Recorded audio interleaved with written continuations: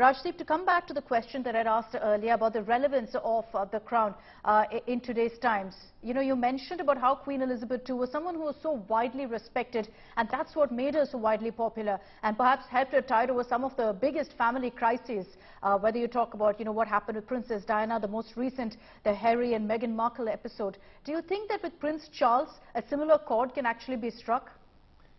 That's going to be a big question. I think you raise a very, very pertinent question, because for the very reasons that Queen Elizabeth was so loved and respected, and I use the word respected, for the dignity with which she carried out her task, Prince Charles and Camilla Parker Bowles, now of course the likely Queen, have had a much more turbulent relationship with the public, with the wider world, best exemplified in that in the series Crown. Lots of controversies that have swirled around their lives, and therefore whether they will command the same respect is a huge question mark. Look, respect can't be demanded by just the fact that you are the monarchy. It comes from your actions, your abilities to reach out to people. There's a lot of, you know, lots of stuff that Prince Charles has done which is to be welcomed. You know, he in his own way has reached out on issues like the environment, for example. But in his personal life and all the controversies that swirled around that meant that he was more often than not on page 3 or on the front page of tabloids for the wrong reasons. You know, Queen Elizabeth never made it to the front page or page 3 for the wrong reasons.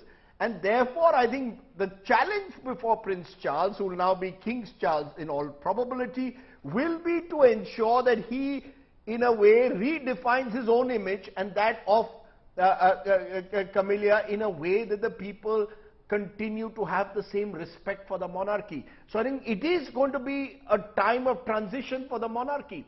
Queen Elizabeth was there for so long that you almost took it for granted that Buckingham Palace was Queen Elizabeth. I think that was her unique ability to identify her, immerse herself completely in the role.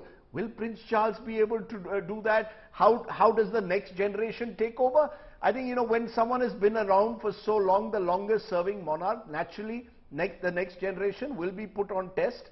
But the jury is out as to how Prince Charles or King, soon to be King Charles, will actually fit into the very, very large shoes of his mother. It's not going to be easy for all of us, all our lives essentially, and for most generations in the United Kingdom, they've known nobody else to be the Queen. In this case, now you're going to be having a king, but they've known no one else to be the monarch. She's been the face on their stamps. She's been the face of the British royalty for so long now that it will be very, very difficult to fill that void, to change that image. I just want to also tell our viewers that on the right of your screens there, those are the live images. I'm pretty sure that's from 10 Downing Street, from right outside. Right, I'm getting that confirmation that this is right outside 10 Downing Street. We're waiting for a statement from the UK Prime Minister Liz Truss, which is expected to come any moment now. So we are going to be getting you all the live updates that are coming in right now as we get you the statements and the messages of condolence that is coming in. There's a statement that's come in, a statement from His Majesty the King.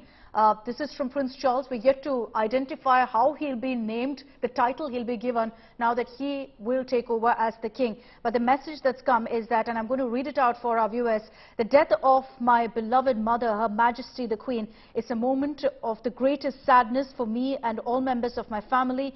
We mourn profoundly the passing of a cherished sovereign and a much-loved mother. I know her loss will be deeply felt throughout the country, the realms and the Commonwealth, and by countless people around the world. During this period of mourning and change, my family and I will be comforted and sustained by our knowledge of the respect and deep affection in which the Queen was so widely held.